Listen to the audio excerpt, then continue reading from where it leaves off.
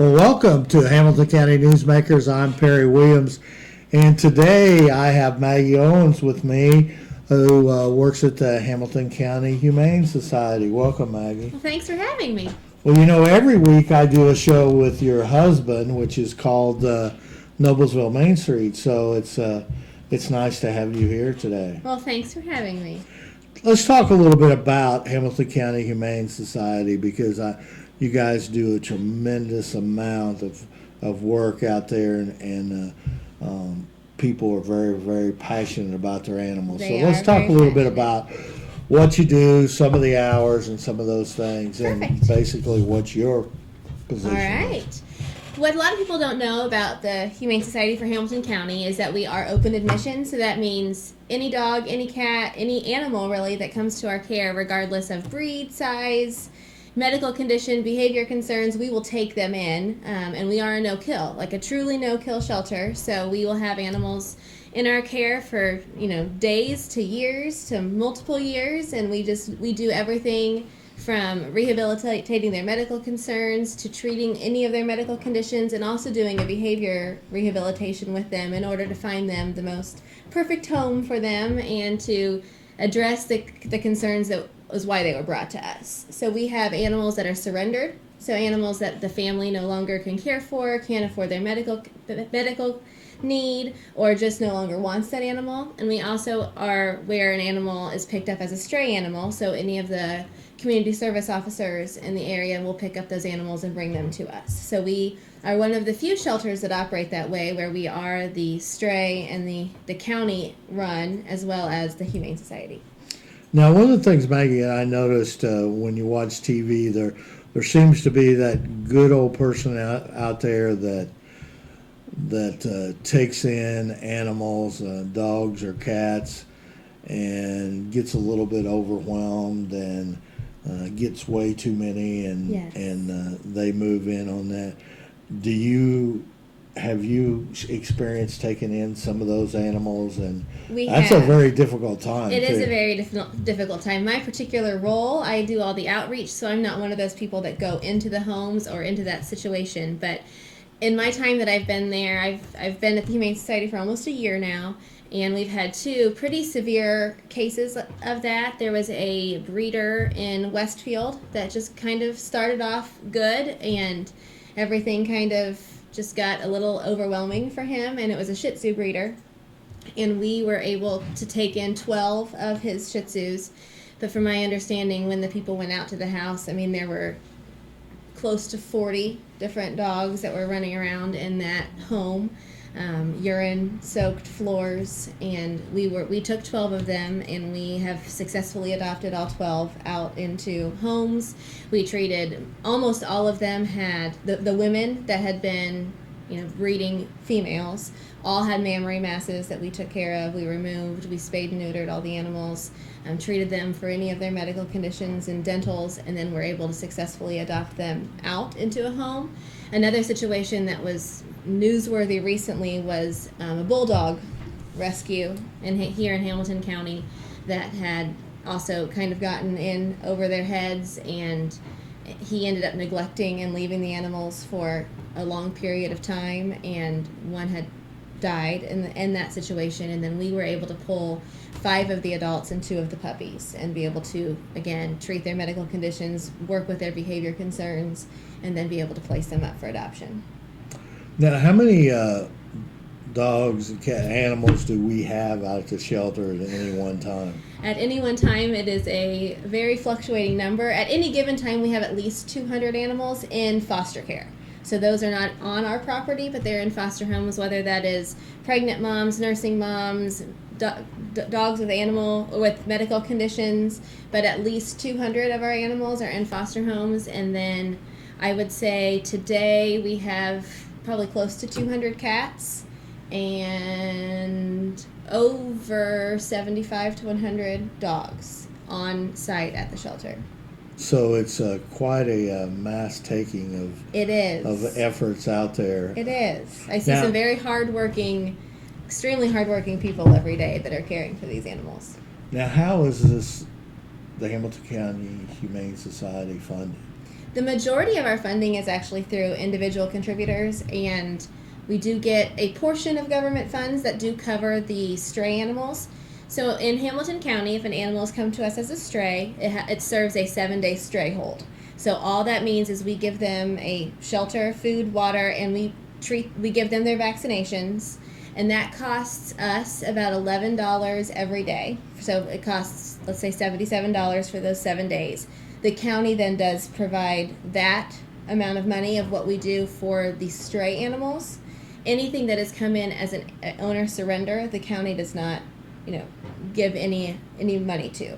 So we have a lot of grants, we have a lot of individual contributors, we have a lot of events that are fundraisers for us, but the majority of our budget does come from individuals and families. Now let's talk about your job in specific of what you do in this outreach program. Okay. And first of all, you've been at it almost a year. Almost a year. Okay. Yeah. Was there someone doing that job before you, or is this a newly created? There was someone that was doing this job before me. Before I came on, there was a guy who did our volunteer program as well as the outreach program. And unfortunately, that's a lot for any person to take on, and so neither job was being done as well as the Humane Society really had hoped for. So they split that up, and they found funding to be able to give 2 full-time roles out of that. So now we have a volunteer program manager and then the manager of community outreach. So for me, I do a little bit of everything. I run all of our social media. I do any of the pet education. So I go into schools and give presentations about what we do. Any of the scout troops, both Boy Scouts and Girl Scouts. I oversee any of their projects that they are doing. I also do all of our marketing and some of our event planning and some of those grassroots fundraising. We have a survivor program, and the survivor program is the program of funds that are able to treat our animals. So, for example, we had a dog that was hit by a car, had to be rushed straight to the vet. All of the funds that covered that vet bill came from the survivor program. So that's one of my responsibilities, is to be able to build that program up. And what we also have that is a responsibility of mine is our Pets Healing Vets program, which a lot of people don't know about, but this is a program that matches companion animals with veterans with PTSD and traumatic brain injury. So they fill out an application, they get approved, we do a lot of visiting with them, they supply their DD-214 if they've been discharged, as well as a note from their medical professional saying that they can in fact care for an animal. And then we match them. The decision of the animals come from the Humane Society, and they narrow it down, but the ultimate decision comes from us. And then we provide the medical care and the expense for that animal for the life of the animal. So right now we have about 29 in 3 years that have been placed. So 29 of our dogs are now living in a home with a veteran who sees that need and fills that need for them. Now, I've seen pictures before. The one advantage of your job is if you're sitting in your office, you can go get you a pet out there and play with him, or at least have him come to your office, right? I do. We have several office pets. Right now we have about 3 or 4 cats that are roaming free through our office. It's good for them to get a break from being in a cage or a kennel, but it's also good for us humans to have animal contact. And that's one thing I do a lot of, is I take adoptable animals to corporations and businesses in turn for a fundraiser, but then they get out of their office, they can take dogs for a walk, they can come, sit and pet with a cat. But there are just so many studies that show how beneficial it is for both the humans and the animals to have a break. We've had several. I have cats. I at one point had a macaw that was a stray macaw bird that was hanging out on my cubicle.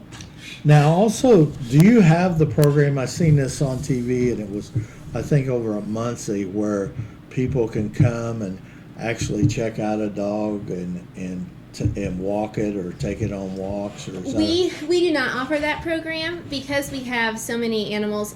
We also pull from kill shelters. So, for example, Indianapolis Animal Care Services, we pull several animals monthly from them, and those are animals that were going to be euthanized. So we have some unique situation animals, so we don't allow that because we do have a process that you go through in order to be able to be a dog walker.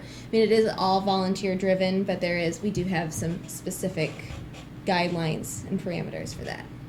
Okay, let's talk about two different sides here. Number one, you have an animal of your own, and you get to the place where, for some reason or not, whether it's a grandparent or an elderly person that probably does not need an animal anymore,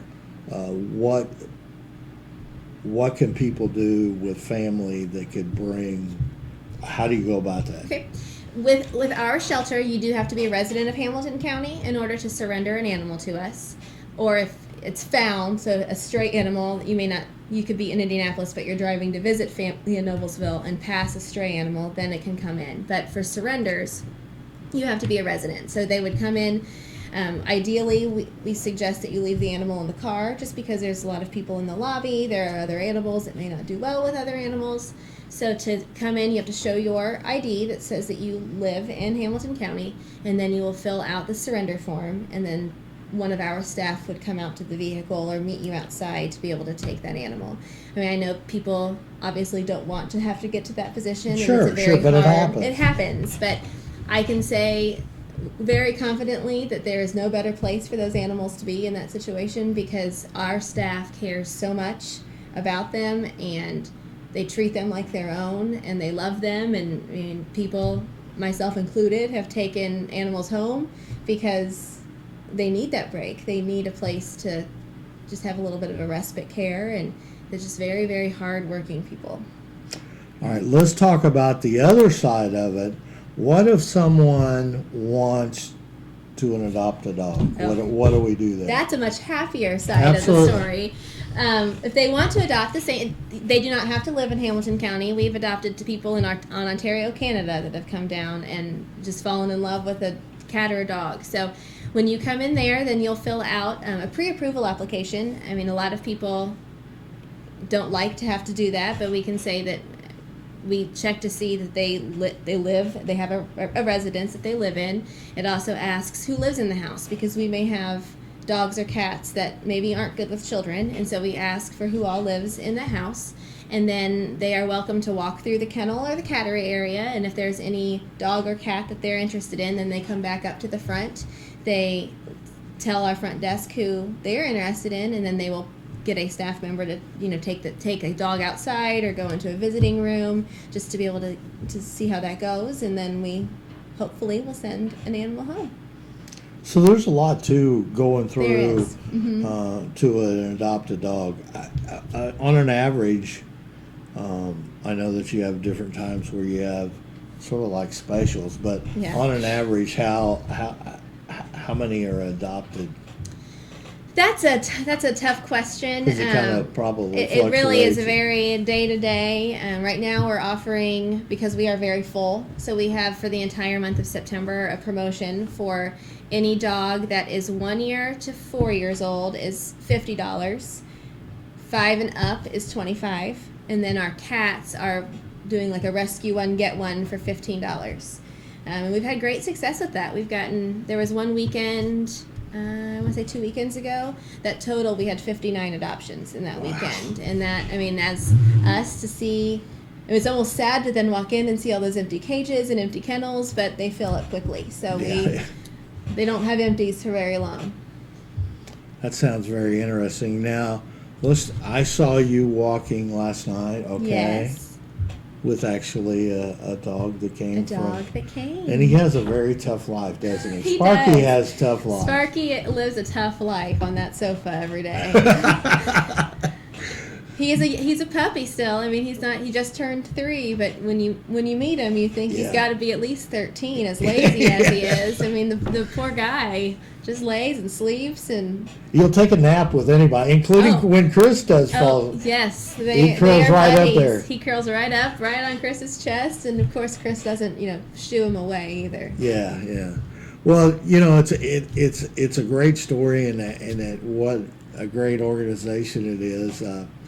If someone would like to donate, what do they have to do there? There are a couple different ways. Obviously, on our website, which is www.humane hamiltonhumane.com. There are different ways that you can donate. Of course, on the very top, there's just a general donate button that you can donate funds to. There's also, I just put a plea out last night that we are totally out of cat food, canned cat food. We had 1 can left when we started the morning this morning. So luckily, we've had some very faithful people that have been dropping off cans of cat food all day long, but we have an Amazon list that you can shop straight from Amazon, and it is shipped straight to our shelter. We have a list that's available to download online, but there are all kinds of just things that we need, things that you don't always think about, like trash bags. The number of trash bags that we go through every day is incredible. And copy paper. I mean, all of this stuff are things that come out of our budget because we're not, we are a non-for-profit. But a unique way of being able to donate is coming up. We have an event in October. It's called, there are 2 events on the same day. One is called Woof It and Hoof It, and that is a dog walk. That is a fundraising dog walk, and we're looking for a pack leader to be our grand marshal for that. So you would then submit your story of you and your rescued pet, and then our team would then select who's going to lead that pack walk. But then for the rest of the day, there's a festival from 2 until 7 that has vendors. It has a pool for the dogs to go play in. It has a kids area. It has all kinds of food, a beer garden, a wine truck. I mean, a little bit of things for everybody. And that is at Nickel Plate District Amphitheater in Fishers. And then that evening is a first ever, sponsored by WZPL, is going to have a Wolfstock Pops concert featuring JoJo and Jordan Fishers, which are 2 up-and-coming national performing acts, and that will all be in Fishers, and the proceeds of that come directly to us. Well, absolutely amazing. So if you're looking for a good day out, I can tell you where to go on October the 8th. And it'll be, you can do it all day, right? You can do it all day. The walk will begin at 1:30, and the concert in the evening will be done by 9 o'clock. Wow. Well, so it's a day of fun and food and dogs, and what more could you ask for? And beer. Absolutely. Well, Maggie, we appreciate you coming by today thank you. and talking to us and give us a little bit of information of Hamilton County Humane Society, and Jim and I would be glad to offer up that anytime you'd like to come back with the show, and maybe if you put the video together as far as pictures of some of the animals that you'd like to see up and get adopted, we'd certainly welcome that, because we know that there are a lot of animal lovers out there that it's very, very important. I know we have 2, and my wife would probably get rid of me before she'd get rid of those 2 dogs. Well, if you're looking for a 3rd, I know where you can come. But it's an amazing, and an animal is just an amazing part. One thing about it, no matter how bad a day you've had, when you walk in that house, that animal's there to greet you. Absolutely. And it kind of makes it's sad to say, but some days are that bad that it makes your day. So. And animals are so in tune with emotion, too. So if you're having a bad day, I mean, I know when I've come home just kind of sad about an event, my dog is right there just laying, they just know. They know that you need a little extra love and attention, and I can get it from my dog and leave my husband out of it. Well, we appreciate you coming on, and I want to thank you, and I guess I'll see you next week on Hamilton County Newsmakers. Thank you very much. Thank you.